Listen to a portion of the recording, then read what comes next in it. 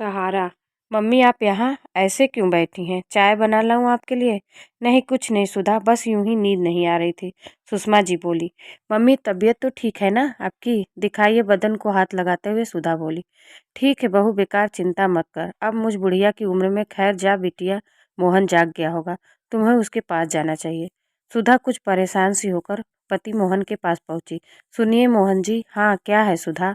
उठता हूँ अभी थोड़ी देर में। आप यहाँ सो रहे हैं बेफिक्र से, वहाँ माँ। माँ क्या हुआ? माँ को क्या हुआ? मोहन जी पिछले कुछ दिनों से देख रही हूँ, वह न तो ठीक से खाती हैं और न ठीक से सो पाती हैं। अभी भी बालकनी में बैठी हैं गुमसुम सी। मुझे उसकी चिंता हो रही है। पापा के अचानक चले जाने से शायद वह। सुधा, पापा का अचानक चले जाना हम सबके लिए बड़ी क्षति पहुंचाने वाला है। एक छाया जो अब तक हमें अपने अनुभवों के पत्तों से बचाती थी, अब वो छाया कहकर सुबकने लगा। मोहन जी, जो चला गया उसे तो वापस हम नहीं ला सकते, मगर जो है उसे भी खोना।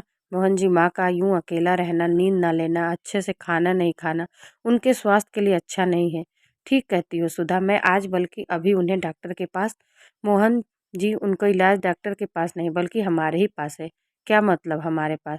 मोहन जी, जब बचपन में आप डर जाते थे तो और अकेलेपन से घबराते थे तो आप क्या करते थे? माँ के पास। ओह समझ गया। हाँ, अब से माँ के साथ आप उनके कमरे में रहेंगे। दिन में मैं और आराध्या उनके पास रहेंगे, उनसे बातचीत करेंगे। वैसे ही आप रात में उनसे बचपने की बातें, वो नादानियों से उनकी डांटने वाली, समझाने वाली घटनाओं को स्मरण कराएंगे। सुधा, मैं आज रात से माँ के पास ही सोऊंगा। यही अच्छा होगा। रात को माँ के कमरे में। कौन कौन है? माँ, मैं हूँ मोहन। मोहन तू यहाँ? बेटा काफ़ी रात हो गई है, तू सोया नहीं? कुछ काम था? हाँ, आज मैं आपके पास सोऊंगा यहाँ। क्या? मगर बहू और आराध्या? बेटा तुम्हें उनके पास होना चाहिए। नहीं माँ, माँ कहा ना मैं आपके पास सोऊंगा। क्या सुधा से झगड़ कर आया है? देखो बड़ी प्यारी बच्ची है, उसे झगड़ा मत किया कर।